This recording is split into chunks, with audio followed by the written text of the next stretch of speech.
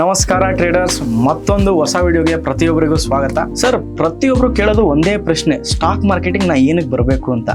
ಏನಕ್ಕೆ ಬರಬೇಕು ಅನ್ನೋದಕ್ಕಿಂತ ಏನಕ್ಕೆ ಬರಬಾರ್ದು ಅದ್ರ ಬಗ್ಗೆ ಡಿಸ್ಕಸ್ ಮಾಡೋಣ. It is the luxurious business in the world ಅಂತ. ನಮ್ಮ ಇಂಡಿಯನ್ ಸ್ಟಾಕ್ ಮಾರ್ಕೆಟ್ ಬಂದು 400 ಲಕ್ಷ ಕೋಟಿಯಷ್ಟು ಮಾರ್ಕೆಟ್ ಕ್ಯಾಪ್ ಇದೆ. ನಿಮ್ ಪ್ರಕಾರ ಇವಾಗ ಜನರು ತುಂಬಾ ಈ ತರ ಟಿಪ್ಸ್ ಫ್ರಾಡ್ಗಳಾಗ್ತಾ ಇದೆ, ಇದ್ರ ಬಗ್ಗೆ ನೀವೇನ್ ಹೇಳ್ತೀರಾ? ಕಲಿಕೆ ಮೇಲೆ ಫೋಕಸ್ ಮಾಡಬೇಕು.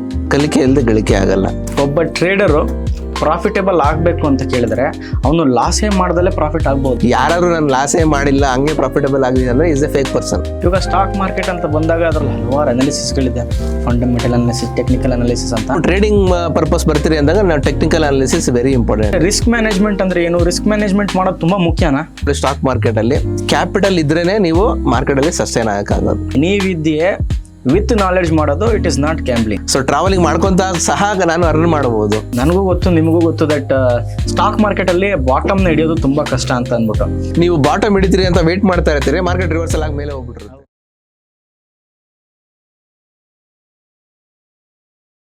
ನಮಸ್ಕಾರ ಟ್ರೇಡರ್ಸ್, ನಾನು ನಿಮ್ಮ Suraj Mahesh, co-founder of traders Gurukul centre ಹಾಗೂ ಒಬ್ಬ NISM certified research analyst and equity and derivative analyst. ನನ್ನ 5 ರಿಂದ 6 ವರ್ಷದ ಸ್ಟಾಕ್ ಮಾರ್ಕೆಟಿನ ಜರ್ನಿಯನ್ನು ನಿಮ್ಮೆಲ್ಲರೊಂದಿಗೆ ಹಂಚ್ಕೊಳ್ಳೋದಕ್ಕೆ ಟ್ರೇಡರ್ಸ್ ಗುರುಕುಲ್ ಸೆಂಟರ್ ಅನ್ನೋ ಸಂಸ್ಥೆಯನ್ನು ಓಪನ್ ಮಾಡಿ 3 ವರ್ಷಗಳಾಗಿದೆ. ಈ ಒಂದು ಸಂಸ್ಥೆಯಲ್ಲಿ ಆಲ್ಮೋಸ್ಟ್ 5 ರಿಂದ 6 ಸಾವಿರ ವಿದ್ಯಾರ್ಥಿಗಳಿಗೆ ಸ್ಟಾಕ್ ಮಾರ್ಕೆಟಿನ ಬಗ್ಗೆ ಒಂದು ಜ್ಞಾನವನ್ನು ಹಂಚಿದ್ದೀವಿ. ಹಾಗೂ ಈ ಒಂದು ವಿಡಿಯೋ ಕಂಪ್ಲೀಟ್ಲಿ ಒಂದು ಎಜುಕೇಷನಲ್ ಪರ್ಪಸ್ ಆಗಿರುತ್ತೆ, ಯಾವುದೇ ಥರ ನಿಮಗೆ ಪ್ರಚೋದನೆಗೊಳಿಸೋದಕ್ಕಾಗಿರೋದಿಲ್ಲ.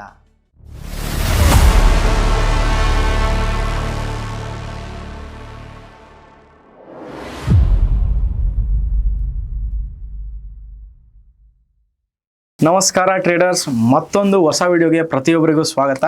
ಸೊ ಇವತ್ತಿನ ವಿಡಿಯೋ ತುಂಬ ಮೋಟಿವೇಶ್ನಲ್ ವಿಡಿಯೋ ಆಗುತ್ತೆ, ಪ್ಲಸ್ ಸ್ಟಾಕ್ ಮಾರ್ಕೆಟ್ ಬಗ್ಗೆ ಒಂದು ಎಜುಕೇಷನ್ನು ಕೂಡ ಕೊಡ್ತೀವಿ. ಸೊ ಈ ಒಂದು ವಿಡಿಯೋನ ನೀವು ಕೂಡ ಕೊನೆ ತನಕ ನೋಡಿ, ಆದರೆ ಲೈಕ್ ಮಾಡಿ ಹಾಗೂ ಕಮೆಂಟ್ ಮಾಡಿ. ಸೊ ಈ ಒಂದು ವಿಡಿಯೋಲಿ ನಾನು ನಿಮಗೆ ಒಂದು ಸ್ಪೆಷಲ್ ವ್ಯಕ್ತಿನ ಪರಿಚಯ ಮಾಡಿಕೊಡ್ತೀನಿ. ಸೊ ಇವ್ರ ಹೆಸರು ನವೀನ್ ಕುಮಾರ್ ಅಂತ. ಇವರು ನಮ್ಮ ಟ್ರೈನರ್ ಹಾಗೂ ಒಬ್ಬ ಮೆಂಟರ್ ಆಗಿದ್ದರು. ಸೊ ಇವರಿಂದನೇ ನಾನು ಒಬ್ಬ ಪ್ರಾಫಿಟಬಲ್ ಟ್ರೇಡರ್ ಆಗಿದ್ದೀನಿ ಅಂತಲೂ ಕೂಡ ಹೇಳ್ಕೋಬೋದು.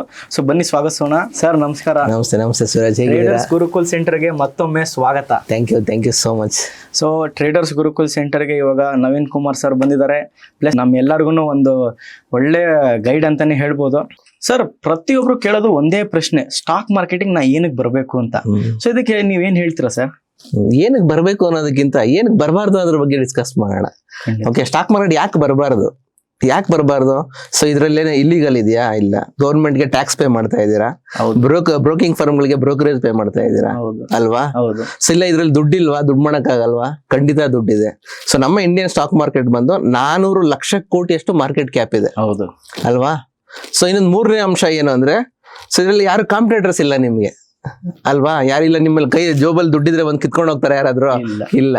ಸೊ ನಿಮ್ಮ ಮೊಬೈಲ್ ಅಲ್ಲಿ ನಿಮ್ ಕಣ್ ಮುಂದೆನೆ ಇರುತ್ತೆ, ಎಷ್ಟು ಇನ್ವೆಸ್ಟ್ ಮಾಡಿರ್ತೀರಾ ಅಷ್ಟು ದುಡ್ಡು ನಿಮ್ ಕಣ್ ಮುಂದೆನೆ ಕಾಣಿಸ್ತಾ ಇರುತ್ತೆ. ಮತ್ತೆ ಯಾಕೆ ಬರಬಾರ್ದು ಸ್ಟಾಕ್ ಮಾರ್ಕೆಟ್ಗೆ? ಜನರಿಗೆ ಏನಕ್ಕೆ ಈ ಒಂದು ನೆಗೆಟಿವ್ ಇಂಪ್ಯಾಕ್ಟ್ ಬರ್ತಾ ಇದೆ ಸರ್? ನಿಮ್ಮ ಒಂದು ಅನಿಸಿಕೆ ಏನಿದೆ? Because of social media plus ಜನರಿಂದ ಜನರಿಗೆ ನೆಗೆಟಿವಿಟಿ ಹರಡ್ತಾ ಇದೆ. ನೀವು ಹೇಳೋದ್ ಪ್ರಕಾರ ಸೋಷಿಯಲ್ ಮೀಡಿಯಾ ಎಷ್ಟು ಒಳ್ಳೇದು ಅಷ್ಟೇ ಕೆಟ್ಟದ್ದು ಇದೆ ಅಂತ. ಯಾರು ಕೆಲವರು ಇರ್ತಾರಲ್ಲ, ಸೊ ಎಲ್ಲಾ ಫೀಲ್ಡ್ ಅಲ್ಲೂ ಕೆಲವರು ಒಂದು ನೆಗೆಟಿವ್ ಸೈಡ್ ಇರುತ್ತೆ. ಹೌದು. ಸೊ ಅದನ್ನೇ ಜಾಸ್ತಿ ಪ್ರಮೋಟ್ ಮಾಡ್ತಿದ್ದಾರೆ. ಒಂದು ಕಾಯಿನ್ ಇದ್ದಾಗ ಅದರಲ್ಲಿ ಹೆಡ್ಸ್ ಟೇಲ್ಸ್ ನೆಗೆಟಿವಿಟಿ ಬೇಗ ಸ್ಪ್ರೆಡ್ ಆಗುತ್ತೆ, ಗೊತ್ತಿದೆಯಲ್ಲ ಜನರ ಮೆಂಟಾಲಿಟಿ. ಸೊ ಅದರಿಂದ ಪ್ರಾಬ್ಲಮ್ ಆಗ್ತಾ ಇದೆ. ಸ್ಟಾಕ್ ಮಾರ್ಕೆಟ್ ಅನ್ನು it's A wonderful business. So we can say that it's A luxurious job in this world. ಖಂಡಿತ ಅಲ್ವಾ? ಖಂಡಿತವಾಗ್ಲು ಎಷ್ಟು ಒಂದು ಅದ್ಭುತವಾಗಿ ಲೈನ್ ನ ಹೇಳಿದ್ದಾರೆ, it is the luxurious business in the world ಅಂತ. ನಿಮಗೆ ನೀವೇ ಬಾಸ್. ಹೌದು. ಲಾಗಿನ್ ಟೈಮ್ ಇಲ್ಲ, ಲಾಗೌಟ್ ಟೈಮ್ ಇಲ್ಲ, ಬಾಸ್ ಬಂದು ನಿಮ್ ಮುಂದೆ ಕಿರ್ಚಾಡಲ್ಲ, ಟಾರ್ಗೆಟ್ಸ್ ಇಲ್ಲ. ಸೊ ಯಾವಾಗ ಬೇಕಾದ್ರೂ ನೀವು ಲಾಗಿನ್ ಆಗಿ ಯಾವಾಗ ಬೇಕಾದ್ರೂ ಎಕ್ಸಿಟ್ ಆಗಿ, completely it's under your control, my control. So ಇದೇ ತರ ಸರ್ ಒಂದು ಇಂಪಾರ್ಟೆಂಟ್ ಪ್ರಶ್ನೆ ಅಂದಾಗ, ಇವಾಗ ಸ್ಟಾಕ್ ಮಾರ್ಕೆಟ್ ಅಂದ್ರೆ ಇದರಲ್ಲಿ ಹಲವಾರು ತರಗಳಿದೆ. ಇದರಲ್ಲಿ ಜನರು ಏನ್ ಮಾಡಿದ್ರೆ ಲಾಭ ಮಾಡ್ಬೋದು, ಪ್ಲಸ್ ಜನರು ಮೈಂಡ್ ಸೆಟ್ ಹೆಂಗಿರ್ಬೇಕು ಸ್ಟಾಕ್ ಮಾರ್ಕೆಟಿಗೆ ಬರೋಕ್ಕಿಂತ ಮುಂಚೆ, ಬಂದಾದ್ಮೇಲೆ. ಯಾಕಂದ್ರೆ ಬರೋಕ್ಕಿಂತ ಮುಂಚೆ ಜನರಿಗೆ ತುಂಬಾ ಒಂದು ಆಸಕ್ತಿ ಇದೆ, ನಾನು ಬರೀ ಲಾಭನೇ ಮಾಡ್ಬೇಕು, ನಾನು ದುಡ್ಡು ಹಾಕಿದ್ದೆಲ್ಲ ಲಾಭ ಆಗತ್ತೆ ಅಂತ. ಇದು ನಿಜವಾಗ್ಲೂ ನಿಜ ಆಗುತ್ತಾ? ಪ್ಲಸ್ ಸ್ಟಾಕ್ ಮಾರ್ಕೆಟ್ ನ ಕಲ್ತಾದ ನಂತರ ಅವರು ಲಾಭ ಮಾಡೋದಕ್ಕೆ ಏನೇನ್ ಮಾಡ್ಬೇಕು ಅಂತ. ಸೊ ಫಸ್ಟ್ ಜನ ಸ್ಟಾಕ್ ಮಾರ್ಕೆಟ್ಗೆ ಬಂದ ತಕ್ಷಣ ಕಲಿಕೆ ಮೇಲೆ ಫೋಕಸ್ ಮಾಡಬೇಕು. ಕಲಿಕೆ ಇಲ್ಲದೆ ಗಳಿಕೆ ಆಗಲ್ಲ. ಫಸ್ಟ್ ಲರ್ನಿಂಗ್ ಆಗ್ಲೇಬೇಕು. ಆ ಲರ್ನಿಂಗ್ ನಾವು ಟೆಕ್ನಿಕಲ್ ಟೈಮ್ಸ್ ಅಲ್ಲಿ ಹೋಗೋಣ ಅಂದ್ರೆ, ಸ್ಟಾಕ್ ಮಾರ್ಕೆಟ್ ಅಲ್ಲಿ 2 ತರ ಬರುತ್ತೆ. ಸೊ ಹಣ ಹೂಡಿಕೆ ಮಾಡಕ್ ಮುಂಚೆ ಎರಡು ತರ ಬರುತ್ತೆ, ಒಂದು ಲರ್ನಿಂಗ್ ಕ್ಯಾಪಿಟಲ್, ಒಂದು ಅರ್ನಿಂಗ್ ಕ್ಯಾಪಿಟಲ್ ಅಂತ ಅಲ್ವಾ. ಸೊ ಲರ್ನಿಂಗ್ ಕ್ಯಾಪಿಟಲ್ ಅಂದಾಗ ಈ can start with minimum investment also. ಒಂದು 5,000 10,000 ಇಂದ ಸ್ಟಾರ್ಟ್ ಮಾಡಿ. ಆ 5,000 10,000 ಹೆಂಗಿರ್ಬೇಕಂದ್ರೆ ಆ ಅಮೌಂಟ್ ನಿಮ್ಮ ಲೈಫ್ ಸ್ಟೈಲ್ನ ಎಫೆಕ್ಟ್ ಮಾಡಬಾರ್ದು. ನಿಮ್ಮ ಮಂತ್ಲಿ ಕಮಿಟ್ಮೆಂಟ್ಗೆ ಈ ಅಮೌಂಟ್ಗೆ ಏನು ಸಂಬಂಧ ಇರಬಾರ್ದು, ಇದು ಸಪ್ರೇಟ್ ಅಮೌಂಟು. ಸೊ ಈ ಅಮೌಂಟಲ್ಲಿ ನಿಮ್ಮ ಕಲಿಕೆನ ಸ್ಟಾರ್ಟ್ ಮಾಡಿ, ಲರ್ನಿಂಗ್ ಸ್ಟಾರ್ಟ್ ಮಾಡಿ. ಓಕೆ, ಸೊ ಆ ಲರ್ನಿಂಗ್ ಆಗ್ತಾ ಸ್ವಲ್ಪ ನಿಮ್ಮ ಕ್ಯಾಪಿಟಲ್ನ ಇನ್ಕ್ರೀಸ್ ಮಾಡ್ಕೊತ ಹೋಗ್ಬೇಕು. ಸೊ ಜನ ಏನ್ ಮಾಡ್ತಾರೆ, ಒಂದೇ ಟೈಮೇ ಬಿಗ್ ಕ್ಯಾಪಿಟಲ್ ತರ್ತಾರೆ, ತಂದು ಯಾವುದೋ ಒಂದು ಗೊತ್ತಿಲ್ಲ ಯಾವ ಟಿಪ್ಸ್ ನೋಡಿ ಕಾಲ್ಸ್ ಕೊಟ್ಟವ್ರನ್ನ ತಗೊಂಡು ಹಾಕ್ತಾರೆ, ಲಾಸ್ ಆಗುತ್ತೆ, ಮತ್ತೆ ಸ್ಟಾಕ್ ಮಾರ್ಕೆಟ್ ಬೇಡ ಅಂತ ಬಿಟ್ಟು ಹೋಗ್ತಾರೆ. ನಿಮ್ ಪ್ರಕಾರ ಇವಾಗ ಜನರು ತುಂಬಾ ಈ ತರ ಟಿಪ್ಸ್ ಫ್ರಾಡ್ಗಳಾಗ್ತಾ ಇದೆ, ಇದ್ರ ಬಗ್ಗೆ ನೀವೇನ್ ಹೇಳ್ತೀರಾ? ಖಂಡಿತ ಅದು ನಿಲ್ಲಬೇಕು. ಅದಕ್ಕೆ ಆದಷ್ಟು ಸರ್ಕಾರ ಕಡೆಯಿಂದ ಆಗ್ಲಿ, ಇಲ್ಲ ಯಾರು ಅಥಾರಿಟೀಸ್ ಇದಾರೆ ಅದ್ರ ಕಡೆಯಿಂದ ಕ್ರಮ ತಗೊಳ್ಳೇಬೇಕು. ಜನನು ಸ್ವಲ್ಪ ಬದಲಾಗಬೇಕು. ಹೌದೌದು. ಜನರ ಮೈಂಡ್ ಸೆಟ್ ಹೆಂಗಿದೆ ಅಂದ್ರೆ, ಸೊ ನಿಮ್ಗೆ ಗೊತ್ತಿದೆ ಅಲ್ವಾ, ಬರುತ್ತೆ ಇಲ್ಲಿ ದುಡ್ಡು ಬರುತ್ತೆ ಅಂದ್ರೆ ಅಲ್ಲಿ ಹೋಗ್ತಾರೆ, ಬಟ್ ಅದ್ರ ಬ್ಯಾಕ್ ಗ್ರೌಂಡ್ ಏನು ಚೆಕ್ ಮಾಡಲ್ಲ. ಸೊ ಆ ಎಜುಕೇಶನ್ ಬೇಕು. ಮೇನ್ ಅಂದ್ರೆ ಅನ್ಎಜುಕೇಶನ್, ಅಜ್ಞಾನ. ಅದರಿಂದ ಹೊರಗೆ ಬಂದ್ರೆ ಡೆಫಿನೆಟ್ಲಿ, ಅಂದ್ರೆ ನಿಮ್ ಪ್ರಕಾರ ಜನರು ಕಲ್ತ್ರೆ ದುಡ್ಡು ಮಾಡೋ ಸಾಧ್ಯತೆಗಳು ಖಂಡಿತ ಇದೆ. ಓಕೆ, ಸೊ ಇವಾಗ ಸ್ಟಾಕ್ ಮಾರ್ಕೆಟಿಗೆ ಬರೋ ವ್ಯಕ್ತಿ ಒಂದು 50,000 ರೂಪಾಯಿ ಸಂಬಳ ಇದೆ ಅಂತ ತಿಳ್ಕೊಳೋಣ. ಡಿಸೆಂಟ್ ಆಗಿ ಬೆಂಗಳೂರಲ್ಲಿ 50,000 ರೂಪಾಯಿ ಈಸಿಯಾಗಿ ಸಂಬಳ ಕೊಡ್ತಾರಂತ ಅನ್ಕೊಂತೀನಿ. ಸೊ 50,000 ಇರೋನು ಅವ್ನು ಹೆಂಗೆ ಸೇವಿಂಗ್ ಮಾಡಬೇಕು? ಇನಿಷಿಯಲ್ ಡೆಪಾಸಿಟ್ ಆದರೆ ಇನಿಷಿಯಲ್ ಟ್ರೇಡಿಂಗಿಗೆ ಎಷ್ಟು ಕ್ಯಾಪಿಟಲ್ ಇರಬೇಕು? ಅಪ್ಕಮಿಂಗ್ ಡೇಸಲ್ಲಿ ಅವನು ಒಬ್ಬ ಪ್ರೊಫೆಷನಲ್ ಟ್ರೇಡರ್ ಆಗಬೇಕು, ಒಬ್ಬ ಫುಲ್ ಟೈಮ್ ಟ್ರೇಡರ್ ಆಗಬೇಕು ಅಂದರೆ ಅವನ ಹತ್ರ ಏನೇನು ಕ್ವಾಲಿಟೀಸ್ ಇರಬೇಕು ಮತ್ತು ಎಷ್ಟು ಫಂಡ್ ಬೇಕಾಗಬಹುದು? ಈಗ ಸಪೋಸ್ ನನ್ನ ಹತ್ರ 50,000 ಕ್ಯಾಪಿಟಲ್ ಇದೆ ಅಂದ್ಕೊಳ್ಳಿ. 50,000 ಕ್ಯಾಪಿಟಲ್ ಅಲ್ಲಿ ನಿಮ್ಮ ಮಂತ್ಲಿ ಎಕ್ಸ್ಪೆನ್ಸಸ್ ಎಲ್ಲ ರಿಡ್ಯೂಸ್ ಮಾಡಿ. ಸೊ ರಿಮೈನಿಂಗ್ ಅಮೌಂಟ್ ಏನಿದೆ ಅದರಲ್ಲಿ ಒಂದು 50 ಅಥವಾ 40 to 50% ಸೊ ಇಲ್ಲಿ ಸ್ಟಾಕ್ ಮಾರ್ಕೆಟ್ಗೆ ತೊಗೊಂಬನ್ನಿ. ಇನ್ನು 50% ಎಮರ್ಜೆನ್ಸಿ ಫಂಡಾಗಿ ಇಟ್ಕೊಳ್ಳಿ. ಈ 50% ಅಲ್ಲಿ ನಿಮ್ದು ಏನು ಲರ್ನಿಂಗ್ ಇದೆ ಸೊ ಅದನ್ನ ಕಂಟಿನ್ಯೂ ಮಾಡ್ಕೊಂಡು ಹೋಗಿ. ಒಬ್ಬ ಟ್ರೇಡರು ಪ್ರಾಫಿಟೇಬಲ್ ಆಗಬೇಕು ಅಂತ ಕೇಳಿದ್ರೆ ಅವನು ಲಾಸೇ ಮಾಡ್ದಲ್ಲೇ ಪ್ರಾಫಿಟ್ ಆಗ್ಬೋದಾ? ಖಂಡಿತ ಇಲ್ಲ. ಲಾಸ್ ಎಲ್ಲರೂ ಹಾಗೆ ಆಗುತ್ತೆ, ನನಗೂ ಆಗಿದೆ, ನಿಮ್ಗೂ ಆಗಿದೆ, ಪ್ರತಿಯೊಬ್ಬರಿಗೂ ಆಗುತ್ತೆ. ಲಾಸ್ ಮಾಡ್ಕೊಳ್ಳದೆ ಯಾರು ಪ್ರಾಫಿಟ್ ಮಾಡ್ಲಿಕ್ಕೆ ಆಗಲ್ಲ. ಯಾರಾದ್ರೂ ನಾನು ಲಾಸೇ ಮಾಡಿಲ್ಲ ಹಂಗೆ ಪ್ರಾಫಿಟಬಲ್ ಆಗಿದೆ ಅಂದ್ರೆ ಇಸ್ ಎ ಫೇಕ್ ಪರ್ಸನ್. ಅವನು ಮೂರ್ನಾಮ ಆಗ್ತಾ ಇದ್ದಾನೆ ಅಂತ ಅರ್ಥ. ಇವಾಗ ಲಾಸ್ ಆದಾಗ ಮೈಂಡ್ ಸೆಟ್ ಹೆಂಗಿರ್ಬೇಕು ಸರ್? ನನ್ಗೆ ಗೊತ್ತಿರೋ ಪ್ರಕಾರ ನಾವು ನೀವು ಫೇಸ್ ಮಾಡಿರೋ ಮೇಜರ್ ಪ್ರಾಬ್ಲಮ್ ಏನು ಅಂದರೆ, ಲಾಸ್ ಆದಾಗ ನಮ್ಮ ಹತ್ರ ನಂಬಿಕೆ ಇತ್ತು, ಪ್ಲಸ್ ಏನೋ ಒಂದು ಸಾಧನೆ ಮಾಡ್ತೀವಿ ಅನ್ನೋ ಒಂದು ಮೈಂಡ್ ಸೆಟ್ ಇತ್ತು. ಆದರೆ ಪ್ರತಿಯೊಬ್ಬರಿಗೂ ಅದೇ ಥರ ಒಂದು ಮೈಂಡ್ ಸೆಟ್ ಬರಬೇಕು ಅಂತ ಕೇಳಿದ್ರೆ ಅವ್ರು ಏನು ಮಾಡಬೇಕು? ಸೊ ಏನು ಮಾಡಬೇಕು ಅಂದರೆ, ಆ್ಯಕ್ಚುಲಿ ನಮಗೆ ಮೈಂಡ್ ಸೆಟ್ ಅನ್ನೋದು ತುಂಬ ಇಂಪಾರ್ಟೆಂಟ್ ಆಗುತ್ತೆ. ಎಲ್ಲರಿಗೂ ಗೊತ್ತಿದೆ. ಒಬ್ಬ ಸ್ಪೋರ್ಟ್ಸ್ ಮ್ಯಾನ್ ಯಾವ ಥರ ಯೋಚನೆ ಮಾಡ್ತಾನೆ, ಹೇಗೆ ನೆವರ್ ಗಿವ್ ಅಪ್ ಆಟಿಟ್ಯೂಡ್ ಇರುತ್ತೋ ಆ ಆಟಿಟ್ಯೂಡ್ ಇದ್ರೇ ನಾವು ಸ್ಟಾಕ್ ಮಾರ್ಕೆಟಲ್ಲಿ ಸಸ್ಟೈನ್ ಆಗೋಕ್ಕಾಗೋದು. ಆಸ್ ಎ ಟ್ರೇಡರ್, ಇನ್ವೆಸ್ಟರ್ ಬೇರೆ, ಆಸ್ ಎ ಟ್ರೇಡರ್ ಆಗಿ ನಾವು ಸಸ್ಟೈನ್ ಆಗಬೇಕು ಅಂದರೆ ನೆವರ್ ಗಿವ್ ಅಪ್ ಆಟಿಟ್ಯೂಡ್ ಬೇಕೇ ಬೇಕಾಗುತ್ತೆ. ಆ್ಯಂಡ್ ಕಾನ್ಫಿಡೆನ್ಸ್ ಇರಬೇಕು. ನನಗೆ ಎಷ್ಟೇ ಕಷ್ಟ ಆದರೂ ನಾನು ತಡ್ಕೊಂಡು ಮುಂದೆ ಹೋಗ್ತೀನಿ, ಅಚೀವ್ ಮಾಡ್ತೀನಿ ಅನ್ನೋ ಕಾನ್ಫಿಡೆನ್ಸ್ ಇರಬೇಕು. Self confidence is very important. ಹೌದು, ಸೆಲ್ಫ್ ಕಾನ್ಫಿಡೆನ್ಸ್ ಪ್ಲಸ್ ಡಿಸಿಪ್ಲಿನ್. ಲೈಫಲ್ಲಿ ನೀವು ಎಷ್ಟು ಡಿಸಿಪ್ಲಿನ್ ಆಗಿರ್ತೀರೋ ಅಷ್ಟು ಪ್ರಾಫಿಟಬಲ್ ಟ್ರೇಡರ್ ಆಗ್ತೀರಾ. ಯಾಕಂದರೆ ನಮ್ಮ ಥಾಟ್ಸ್ ಎಷ್ಟು ಡಿಸಿಪ್ಲಿನ್ ಆಗಿದ್ರೆ ಆ ಸ್ಕ್ರೀನ್ ಮುಂದೆ ನಮ್ಮ ನಂಬರ್ ಏನು ಕಾಣಿಸ್ತಿರುತ್ತೆ, ಆ ಕ್ಯಾಂಡಲ್ಸ್ ಏನು ಕಾಣಿಸ್ತಿರುತ್ತೋ ಅದರ ಮೇಲೆ ನಿಮಗೆ ಗ್ರಿಪ್ ಇರುತ್ತೆ. ಹೌದು, ಯಾಕಂದರೆ ನಿಮಗೆ ಎವ್ರಿ ಕ್ಯಾಂಡಲ್ ನಿಮ್ಮನ್ನ ಟೆಂಪ್ಟ್ ಮಾಡ್ತಾ ಇರುತ್ತೆ ಅಲ್ವಾ. ಸೊ ಅದು ಗೊತ್ತಿದೆ ನಮಗೆ. ಸೊ ಆದಷ್ಟು ಡಿಸಿಪ್ಲಿನ್ ಆಗಿರಿ. Discipline is the only way to get success. ಇವಾಗ ಸ್ಟಾಕ್ ಮಾರ್ಕೆಟ್ ಅಂತ ಬಂದಾಗ ಅದರಲ್ಲಿ ಹಲವಾರು ಅನಾಲಿಸಿಸ್ಗಳಿದೆ, ಫಂಡಮೆಂಟಲ್ ಅನಾಲಿಸಿಸ್, ಟೆಕ್ನಿಕಲ್ ಅನಾಲಿಸಿಸ್ ಅಂತ. ಏನನ್ನ ಯಾವ ಟ್ರೇಡರ್ ಮಾಡಿದ್ರೆ ಅವನು ಲಾಭ ಮಾಡ್ಬೋದು? ಸೊ ಫಂಡಮೆಂಟಲ್ ಅನಾಲಿಸಿಸ್ ಮಾಡೋರು ಯಾರು ಅಂದರೆ ಇನ್ವೆಸ್ಟರ್ಸ್. ಒಂದು ಕಂಪನಿ ಮಾಡಲ್ ಯಾವ ಥರ ಇದೆ, ಬಿಸ್ನೆಸ್ ಮಾಡಲ್ ಯಾವ ಥರ ಇದೆ, ಕಂಪನಿ ಬ್ಯಾಕ್ಗ್ರೌಂಡ್ ಏನು, ಪ್ಲಸ್ ಅದರಲ್ಲಿ ಕೆಲವೊಂದು ಟರ್ಮ್ಸ್ ಆ್ಯಂಡ್ ಕಂಡೀಷನ್ಸ್ ಬರ್ತವೆ, ಪ್ಯಾರಾಮೀಟರ್ಸ್ ಬರ್ತವೆ, ಅದೆಲ್ಲ ಚೆಕ್ ಮಾಡ್ಕೊಂಡು ಇನ್ವೆಸ್ಟ್ ಮಾಡೋದು ಫಂಡಮೆಂಟಲ್ಸ್ ಆಯಿತು. ಸೊ ಫ್ಯೂಲಿ ನಾವು ಟ್ರೇಡಿಂಗ್ ಪರ್ಪಸ್ ಬರ್ತೀರಿ ಅಂದಾಗ ನಾವು technical analysis very important. Technical analysis ಗೊತ್ತಿಲ್ಲದೆ ಚಾರ್ಟ್ ಅನಾಲಿಸಿಸ್ ಮಾಡಿದ್ರೆ ನಾವು ಟ್ರೇಡರ್ಸ್ ಆಗೋಕ್ಕಾಗಲ್ಲ. ಕರೆಕ್ಟಾಗಿ ಹೇಳಿದ್ರಿ ಸರ್. ಸೊ ಇದು ನಮ್ಮ ಕನ್ನಡ ಜನತೆಗೆ ಕ್ಲಾರಿಟಿ ಇದೆ ಸರ್. ಹಾಗಾದರೆ ರಿಸ್ಕ್ ಮ್ಯಾನೇಜ್ಮೆಂಟ್ ಅಂದರೆ ಏನು? ರಿಸ್ಕ್ ಮ್ಯಾನೇಜ್ಮೆಂಟ್ ಮಾಡೋದು ತುಂಬ ಮುಖ್ಯನಾ? ತುಂಬ ಇಂಪಾರ್ಟೆಂಟ್. ಎಸ್ಪೆಷಲಿ ಸ್ಟಾಕ್ ಮಾರ್ಕೆಟಲ್ಲಿ ರಿಸ್ಕ್ ಮ್ಯಾನೇಜ್ಮೆಂಟ್ ಅನ್ನೋದು ಖಂಡಿತ ಪ್ರತಿಯೊಬ್ಬರು ಕಲೀಲೇಬೇಕು. ಏನು ರಿಸ್ಕ್ ಮ್ಯಾನೇಜ್ಮೆಂಟ್ ಅಂದರೆ, ಸಪೋಸ್ ಈಗ ನನ್ನ ಹತ್ರ 10,000 ಕ್ಯಾಪಿಟಲ್ ಇದೆ. 10,000 ಕ್ಯಾಪಿಟಲಲ್ಲಿ ನಾನು ಇನ್ವೆಸ್ಟ್ ಮಾಡ್ತಾ ಇದ್ದೀನಿ ಅಥವಾ ಟ್ರೇಡಿಂಗ್ ಮಾಡ್ತಾ ಇದ್ದೀನಿ. ಸೊ ಇದರಲ್ಲಿ ನಾನು ಎಷ್ಟು ಲಾಸ್ ತೊಗೊಬೋದು? ಯಾಕಂದರೆ ನೀವು 10,000ಕ್ಕೆ 5,000 ಲಾಸ್ ಮಾಡ್ಕೊಂಡ್ರೆ ಅಂದ್ಕೊಳ್ಳಿ ಒಂದು ಟ್ರೇಡಲ್ಲಿ. So 50% gone. ಸೊ ನೆಕ್ಸ್ಟ್ ನಿಮ್ಗೆ ಉಳಿದಿರೋದು 5,000 ಉಳಿದಿರುತ್ತೆ. 5,000 ಇನ್ನೊಂದು ಟ್ರೇಡಲ್ಲಿ ಮಾಡಿ ಅದನ್ನು ಕಳ್ಕೊಂಡ್ರೆ ಅಂದರೆ ಮುಗೀತು, ನಿಮ್ಮ ಕ್ಯಾಪಿಟಲ್ಲೇ ಮುಗೀತು. ಸೊ ಕ್ಯಾಪಿಟಲ್ ಪ್ರಿಸರ್ವ್ ಮಾಡ್ಕೊಳ್ಳಿಲ್ಲ ಅಂದರೆ ನೀವು ಟ್ರೇಡರ್ಸ್ ಆಗೋಕ್ಕಾಗಲ್ಲ. ಸೊ ಮೇಜರ್ ಆಗಿ ರಿಸ್ಕ್ ಮ್ಯಾನೇಜ್ಮೆಂಟ್ ಕಲೀಲೇಬೇಕು. Capital protection, risk management is nothing but capital protection. So ಒಂದು ಅರ್ಥ ಮಾಡ್ಕೊಳ್ಳಿ, ಸ್ಟಾಕ್ ಮಾರ್ಕೆಟಲ್ಲಿ ಕ್ಯಾಪಿಟಲ್ ಇದ್ರೇನೆ ನೀವು ಮಾರ್ಕೆಟಲ್ಲಿ ಸಸ್ಟೈನ್ ಆಗೋಕ್ಕಾಗೋದು. ಓಕೆ, ಇಲ್ಲ ಪ್ರತಿ ಸತಿನೂ ಹೊಸ ತರಕ್ಕೆ ಆಗೋದಿಲ್ಲ. ಆಗಲ್ಲ ಆಗಲ್ಲ. ಇವತ್ತು ಬಂದೆ ಲಾಸ್ ಮಾಡ್ಕೊಂಡೆ, ವಾಪಸ್ ನಾಳೆ ಹೊಸ ಕ್ಯಾಪಿಟಲ್ ಜೋಡಿಸ್ಬೇಕು, ಆಸ್ತಿ ಅಲ್ಲ ಮಾರ್ಕೋಬೇಕಾಗುತ್ತೆ, ಇದು ಜೂಜ್ ಅಲ್ವಾ ಸರ್? ಅವಾಗ ಯೂಸ್ ಆಗುತ್ತೆ ಅದು. ಎನಿ ವಿದ್ಯೆ ವಿತ್ ನಾಲೆಡ್ಜ್ ಮಾಡೋದು it is not gambling, it is ಪಕ್ಕ ಪ್ರೊಫೆಷನ್. ಇದು ಒಂಥರ ಪ್ರೊಫೆಷನಲ್ ಬಿಸ್ನೆಸ್ ಇದ್ದಂಗೆ. ಹೌದು. ಆದ್ರೆ ವಿತೌಟ್ ನಾಲೆಡ್ಜ್ ಮಾಡಿದ್ರೆ it is completely gambling. Gambling. ಇವಾಗ ಇದು ನಿಮ್ ಕೈಯಲ್ಲಿದೆ. ಇವಾಗ ಹೆಂಗೆ ಕಾಯಿನ್ಗೆ 2 ಫೇಸಸ್ಗಳಿರುತ್ತೆ, ಅದೇ ತರ ನಿಮ್ ಜೀವನದಲ್ಲೂ ನಿಮ್ಗೆ 2 ಫೇಸಸ್ಗಳಿದೆ. ಸ್ಟಾಕ್ ಮಾರ್ಕೆಟ್ ಬಗ್ಗೆ ನೀವು ಜೂಜ್ ಆಡಂಗಿದ್ರೆ ನೀವು ಜೂಜ್ ಆಡ್ಕೊಂಡು ಲಾಸ್ ಮಾಡ್ಕೊಂಡು ನೀವು ಸ್ಟಾಕ್ ಮಾರ್ಕೆಟ್ನ ಎಕ್ಸಿಟ್ ಮಾಡ್ಬೋದು. ಇಲ್ಲ ಒಂದು ಪ್ರೊಫೆಷನಲ್ ಬಿಸ್ನೆಸ್ ಆಗಿ ತಗೊಂಡು ನಿಮ್ಮ ಒಂದು ಕ್ಯಾಪಿಟಲ್ನ ಇನ್ ಮುಂದಿನ ದಿನಗಳಲ್ಲಿ ಬೆಳೆಸಬೇಕು ಅಂತ ಕೇಳಿದ್ರೆ ನೀವು ಮಾಡಬೇಕಾಗಿರೋದು long term investing, short term investing, swing trading ಮಾಡ್ಬೋದಲ್ವ? ಹೌದು ಸರ್, ಇವಾಗ ನೀವು ಸ್ಟಾಕ್ ಮಾರ್ಕೆಟಿಗೆ ಬಂದಿರುವಂತ ಒಂದು ಕಾರಣ ಏನು? ಆಮೇಲೆ ಸ್ಟಾಕ್ ಮಾರ್ಕೆಟಿಗೆ ಬಂದಾದ್ಮೇಲೆ ಇದೇ ನನ್ನ ಪ್ರೊಫೆಷನ್ ಆಗಿ ತಗೋಬೇಕು ಅನ್ನೋದಕ್ಕೆ ಕಾರಣ ಏನು? ನಾನು ಸ್ಟಾಕ್ ಮಾರ್ಕೆಟ್ಗೆ ಬರೋಕ್ಕೆ ಮುಖ್ಯ ಕಾರಣ ಬಂದು ವಾರೆನ್ ಬಫೆಟ್ ಅವರು. ಸೊ ವಾರೆನ್ ಬಫೆಟ್ ಅವರ ವಿಡಿಯೋಗಳನ್ನ ನೋಡ್ತಾ ಇದ್ದೆ, ಅವ್ರ ಬುಕ್ಸ್ ಓದ್ತಾ ಇದ್ದೆ. ಸೊ ಪ್ಲಸ್ ನನಗೆ ಸ್ಟಾಕ್ ಮಾರ್ಕೆಟ್ ಅಂದ್ರೆ ಮೊದಲಿಂದನೂ ಸ್ವಲ್ಪ ಆಸಕ್ತಿ ಇತ್ತು. ಸೊ ಹೆಂಗ್ ವರ್ಕ್ ಆಗುತ್ತೆ, ಸೊ ಯಾಕೆ ಜನ ಸ್ಟಾಕ್ ಮಾರ್ಕೆಟ್ ಅಂತಾರೆ, ಸೊ ಆ ಥರ ಅರ್ಥ ಮಾಡ್ಕೊಂತ ನಂಗೆ ಅರ್ಥ ಆಯ್ತು ಇದ್ರಲ್ಲಿ ದುಡ್ಡಿದೆ. ಇದ್ರಲ್ಲಿ ಮುಖ್ಯವಾಗಿ ಏನಂದ್ರೆ ಟೈಮ್ ಫ್ರೀಡಮ್ ಇದೆ, ಫೈನಾನ್ಷಿಯಲ್ ಫ್ರೀಡಮ್ ಹೆಂಗೂ ಇದೆ, ಜೊತೆಲಿ ಟೈಮ್ ಫ್ರೀಡಮ್ ಇದೆ. ಸೊ ನನಗೆ ಇಷ್ಟ ಬಂದಾಗ ನಾನು ಟ್ರೇಡ್ ಮಾಡ್ಬೋದು, ಅಥವಾ ಯಾವಾಗ ಬೇಕೋ ಅವಾಗ ನಾನು ಪ್ರಾಫಿಟ್ ಬುಕ್ ಮಾಡ್ಕೋಬಹುದು. It's completely under my control. ಹೌದು. ಅಂಡ್ ನಾನು ಸ್ವಲ್ಪ ಟ್ರಾವೆಲ್ ಫ್ರೀಕ್. ಸೊ ಟ್ರಾವೆಲಿಂಗ್ ಮಾಡ್ಕೊಂತ ಸಹ ನಾನು ಅರ್ನ್ ಮಾಡಬಹುದು ಅಲ್ವಾ. ಇಂಥ ಆಪ್ಷನ್ ನನಗೆ ಬೇರೆ ಯಾವ ಫೀಲ್ಡ್ ಅಲ್ಲೂ ಸಿಗಲ್ಲ. ಸೊ ಅದರಿಂದ ನಾನು ಸ್ಟಾಕ್ ಮಾರ್ಕೆಟ್ ಚೂಸ್ ಮಾಡಿದೆ. ಟ್ರಾವೆಲಿಂಗ್ ಅಂದ್ರೆ ಎಲ್ಲೆಲ್ಲಿ ಟ್ರಾವೆಲ್ ಮಾಡಿದಿರಾ ಸರ್ ಇದುವರೆಗೂ? ಆಲ್ಮೋಸ್ಟ್ ನಾನು ನಮ್ಮ ಕರ್ನಾಟಕ ಆಲ್ಮೋಸ್ಟ್ ಟ್ರಾವೆಲ್ ಮಾಡಿದ್ದೀನಿ. ನನ್ನ ಡ್ರೀಮ್ ಲೊಕೇಶನ್ ಅಲ್ಲಿ ಲದಾಖ್. ಹೌದಾ? So soon. ಬೈಕಲ್ಲಿ ಟ್ರಾವೆಲ್ ಮಾಡ್ತೀರಾ, ಕಾರಲ್ಲಿ ಟ್ರಾವೆಲ್? ಬೈಕಲ್ಲಿ travel. Biker most of the time biker. Okay sir, ನನಗೂ ಗೊತ್ತು ನಿಮಗೂ ಗೊತ್ತು ದಟ್ ಸ್ಟಾಕ್ ಮಾರ್ಕೆಟ್ ಅಲ್ಲಿ ಬಾಟಮ್ ನ ಹಿಡಿಯೋದು ತುಂಬಾ ಕಷ್ಟ ಅಂತ ಅಂದ್ಬಿಟ್ಟು. ಇವಾಗ ಜನರು ಪ್ರತಿ ಸತಿನೂ ನಾನು ನೋಡ್ತಾ ಇದ್ದಂಗೆ ನಮ್ಮ ಅಕಾಡೆಮಿಯಲ್ಲೂ ಅಷ್ಟೇ ಬಾಟಮ್ನ ಹಿಡಿತೀನಿ ಸರ್ ಅಂತ ಪ್ಲಾನ್ ಮಾಡ್ತಾ ಇರ್ತಾರೆ. ಸೊ ಈ ಬಾಟಮ್ನ ನಿಜವಾಗ್ಲೂ ಒಬ್ಬ ಟ್ರೇಡರ್ ಆಗಲಿ ಒಬ್ಬ ಇನ್ವೆಸ್ಟರ್ ಆಗಲಿ ಹಿಡಿಬೋದಾ? ಖಂಡಿತ ಆಗಲ್ಲ. ಸೊ ಯಾರ ಕೈಯಲ್ಲೂ ಬಾಟಮ್ ಕ್ಯಾಚ್ ಮಾಡೋಕ್ಕಾಗಲ್ಲ. ಎಸ್ಪೆಷಲಿ ರಿಟೇಲರ್ಸ್ ಹತ್ರ ಆಗೋದೇ ಇಲ್ಲ. ಅದೇನಿದ್ರು ಇನ್ಸ್ಟಿಟ್ಯೂಷನಲ್ ಪ್ಲೇಯರ್ಗಳ ಆಟ ಅದು. ಸೊ ನಾವು ಏನು ಮಾಡ್ಬೋದು ಅಂದರೆ, ಸೊ ಇಂಪಾರ್ಟೆಂಟ್ ಲೆವೆಲ್ಸ್ನ ಮಾರ್ಕ್ ಮಾಡ್ಕೋಬೇಕಾಗುತ್ತೆ. Important support levels, resistance levels ಅಂತ ಬರುತ್ತೆ. ಇಂಪಾರ್ಟೆಂಟ್ ಸಪೋರ್ಟ್ ಲೆವೆಲ್ಸ್ ಬಂದಾಗ ಸೊ ನಿಮ್ಮ ಇನ್ವೆಸ್ಟ್ಮೆಂಟ್ ಕ್ಯಾಪಿಟಲ್ ಏನಿದೆ ಅದರಲ್ಲಿ 20% ಇನ್ವೆಸ್ಟ್ ಮಾಡ್ತಾ ಹೋಗ್ಬೋದು. So that is the best option we can do. ಅಂದ್ರೆ ಪ್ರತಿ ಒಂದು ಹಂತಕ್ಕೂ ಮಾರ್ಕೆಟ್ ಕೆಳಗಡೆ ಬಿದ್ದಾಗ ದುಡ್ಡನ್ನ ಹೂಡಿಕೆ ಮಾಡ್ಕೊಂಡು ಬರ್ತಾರೆ. ಒಂದು ಇಂಪಾರ್ಟೆಂಟ್ ಸಪೋರ್ಟ್ ಲೆವೆಲ್ಸ್ ಅಂತ ಟೆಕ್ನಿಕಲ್ ಅಲ್ಲಿ ಕರೀತೀರಿ. ಆ ಇಂಪಾರ್ಟೆಂಟ್ ಲೆವೆಲ್ಸ್ ಬಂದಾಗ ಸೊ ನೀವು ಹೂಡಿಕೆ ಮಾಡ್ಕೊಂತ that is the best option you can do. ಹೌದು.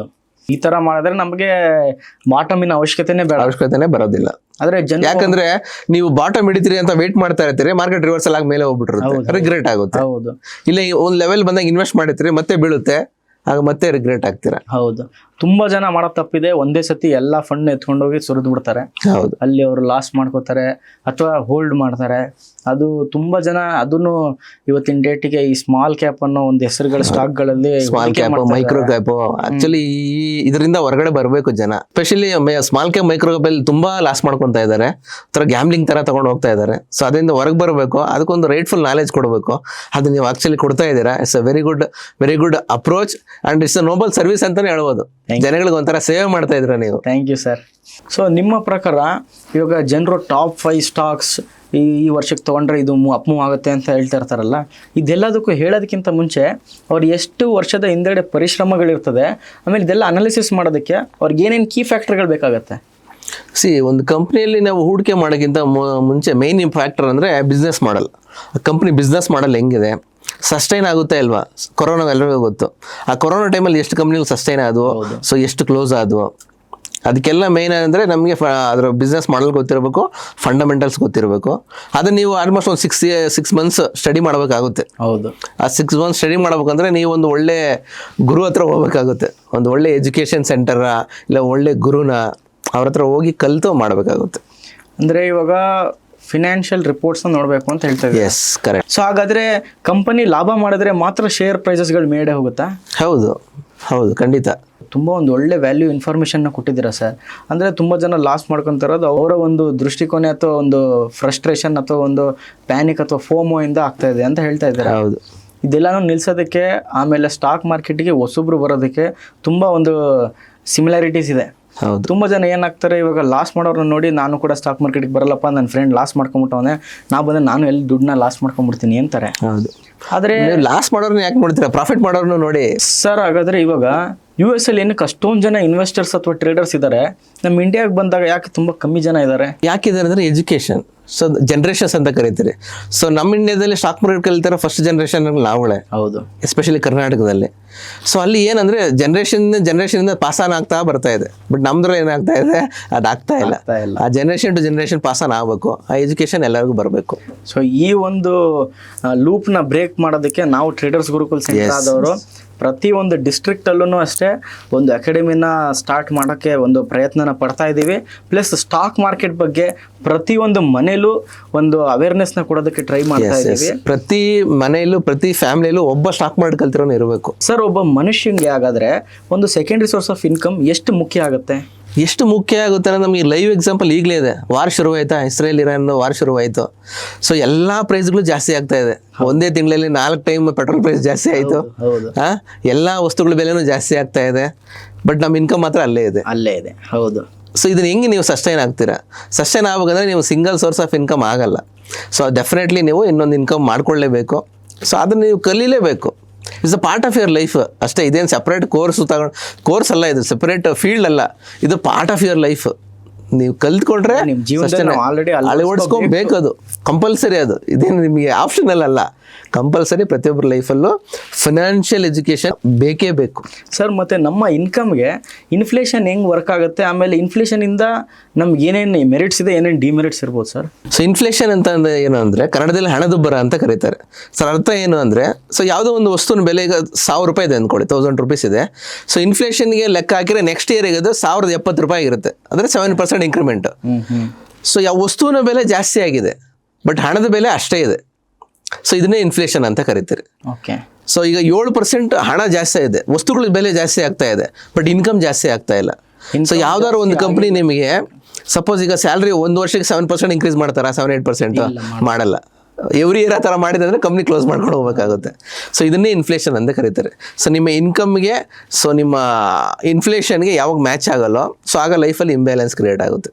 ಸರ್, ಹಾಗಾದರೆ ನೀವು ಹೇಳೋ ಪ್ರಕಾರ ಅದೇ ಇನ್ಕಮಲ್ಲೇ ಇತ್ತು ಅಂತ ಕೇಳಿದ್ರೆ ಅದು ದುಡ್ಡು ಏನಾಗ್ತಾಯಿದೆ, ಕರಗ್ತಾ ಇದೆ ಅಂತ ಅರ್ಥ. ಹೌದು, ಖಂಡಿತ. ದುಡ್ಡು ನಿಮ್ಮ ಮುಂದೆ ಅದು ಅಷ್ಟೇ ದುಡ್ಡು ಇರ್ಬೋದು. ಇವಾಗ 1000 ರೂಪಾಯಿ 10,000 ರೂಪಾಯಿ ಅಷ್ಟೇ ಇರ್ಬೋದು. ಅದು ಪ್ರತಿಯೊಂದು ವರ್ಷನೂ ಕರಗ್ತಾ ಇದೆ ಅಂತ ಅರ್ಥ. ಹೌದು, ಕರಗ್ತಾ ಇದೆ. ರುಪಿ ವ್ಯಾಲ್ಯೂ ಡಿಪ್ರಿಷಿಯೇಷನ್ ಆಗ್ತಾ ಇದೆ ಅಂತ ಅರ್ಥ. ಒಂದು ಅರ್ಥ ಮಾಡ್ಕೊಳ್ಳಿ. ಸೊ ನಾವು ಏನು ದುಡಿತೀರೋ ಅದನ್ನು ಉಳಿಸಿದ್ರೆ ಸಾಕಾಗಲ್ಲ. ಉಳಿಸಿದ ಬೆಳೆಸಿದ್ರೇ ನಾವು ಈಗಿನ ಸಿಚುವೇಶನ್ಗೆ ಸಸ್ಟೈನ್ ಆಗೋಕ್ಕಾಗೋದು. ಇಲ್ಲಾಂದರೆ ಡೆಫಿನೆಟ್ಲಿ ನಾವು ಬಿಲೋ ಪಾವರ್ಟಿ ಲೈನಲ್ಲೇ ಇರ್ತೀರಿ. ಸರ್, ಇವಾಗ ನಮ್ಮ ಒಂದು ದೇಶದಲ್ಲಿ ಯೂತ್ಗಳು ಜಾಸ್ತಿ ಇದ್ದಾರೆ. ಸೊ ಅವರು ಏನನ್ನು ಅವ್ರ ಜೀವನಕ್ಕೆ ಅಳವಡಿಸ್ಕೋಬೇಕು ಅಂತಂದರೆ ಅವ್ರು ಯಾವುದರಿಂದ ಅವ್ರಿಗೆ ಇನ್ಫ್ಲೇಷನ್ ಅನ್ನೋ ಒಂದು ರಿಸ್ಕ್ ಇರಬಾರ್ದು, ಆಮೇಲೆ ದುಡ್ಡು ಕುಸಿತಾ ಇರಬಾರ್ದು. ದುಡ್ಡು ಯಾವತ್ತಿದ್ರೂ ಇನ್ಕಮ್ಮು ಜನ್ರೇಟ್ ಆಗ್ತಾನೇ ಇರಬೇಕು. ಅವ್ರ ಕೆಲಸ ಮಾಡಲಿ ಬಿಡಲಿ, ಸೊ ಅವ್ರಿಗೆ ದುಡ್ಡು ಜಾಸ್ತಿ ಆಗ್ತಾ ಇರಬೇಕು. ಸೊ ಸಿಂಪಲ್ ಭಾಷೆಯಲ್ಲಿ ಅಂತ ಕೇಳಿದ್ರೆ ಅವರು ನಿದ್ದೆ ಮಾಡೋದು ದುಡ್ಡು ದುಡಿಬೇಕು ಅಂದರೆ ನೀವು ಸ್ಟಾಕ್ ಮಾರ್ಕೆಟ್ ಕಲಿಲೇಬೇಕು. ಸ್ಟಾಕ್ ಮಾರ್ಕೆಟ್ ಕಲಿದೆ ನೀವು ದುಡ್ಡನ್ನು ದುಡ್ಸೋಕ್ಕಾಗಲ್ಲ. ಹಾಗಾದರೆ ಎಂಥ ಒಂದು ಅದ್ಭುತ ಲೈನ ನೀವು ಸ್ಟಾರ್ಟಿಂಗ್ ಆಫ್ ದಿ ಪಾಡ್ಕಾಸ್ಟ್ ಹೇಳಿದ್ರಿ ಅಂತಂದ್ರೆ ನನಗೆ ಇವಾಗ ಉಳಿತಾ ಇದೆ. Stock market is a professional business ಅಂತ ಹೇಳಿದ್ರಿ. ಹೌದು ಸರ್, ಇವಾಗ ಎಸ್ಪೆಷಲಿ ನಮ್ಮ ಇಂಡಿಯಾ ಒಂದು ಯೂತ್ಫುಲ್ ನೇಷನ್ನು, ತುಂಬ ಜನ ಯೂತ್ ಇದ್ದಾರೆ, ಪ್ಲಸ್ ಜೆನ್ಸಿ ಇದ್ದಾರೆ. ಸೊ ಅವ್ರಿಗೆ ನೀವು ಏನು ಹೇಳಬೇಕು ಅಂತ ಇಷ್ಟಪಡ್ತೀರಾ? ಎಸ್ಪೆಷಲಿ ಜೆನ್ಸಿಗಳಿಗೆ ಹೇಳೋದು ಅಂದರೆ ಇದು ನಿಮ್ಮ ಗೋಲ್ಡನ್ ಏಜ್. ಈ ಏಜಲ್ಲಿ ನೀವು ಏನು ಮಾಡ್ತೀರಾ, ಯಾವ ರಿಸ್ಕ್ ತೊಗೊತೀರಾ, ಏನು ಪ್ಲಾನ್ ಮಾಡ್ತೀರಾ, ಅದು ನಿಮ್ಮ ಫ್ಯೂಚರಲ್ಲಿ ಡೆಫಿನೆಟ್ಲಿ ನಿಮಗದು ಒಳ್ಳೆ ರಿಸಲ್ಟ್ನ ಕೊಡುತ್ತೆ. ಸೊ ಅದರಿಂದ ಏನು ಹೇಳ್ತೀನಿ ಅಂದರೆ ಪ್ರತಿಯೊಬ್ಬರು ಸ್ಟಾಕ್ ಮಾರ್ಕೆಟ್ನ ಕಲೀರಿ. ರೈಟ್ಫುಲ್ ನಾಲೆಜ್ ಕೊಡೋಕ್ಕೆ ಸೂರಜ್ ಅವರು ಇದ್ದಾರೆ. ಟ್ರೇಡರ್ ಗುರುಕುಲ್ ಸೆಂಟರ್ ಇದೆ. ಸೊ ಬೆಂಗಳೂರಲ್ಲೂ ಇದೆ, ದಾವಣಗೆರೆಯಲ್ಲೂ ಇದೆ, ನೆಕ್ಸ್ಟ್ ಬೇರೆ ಡಿಸ್ಟಿಕಲ್ಲೂ ಆಗುತ್ತೆ. ಬಂದು ಕಲೀರಿ, ರೈಟ್ಫುಲ್ ನಾಲೆಜ್ನ ತೊಗೊಳ್ಳಿ ಎಲ್ಲರೂ.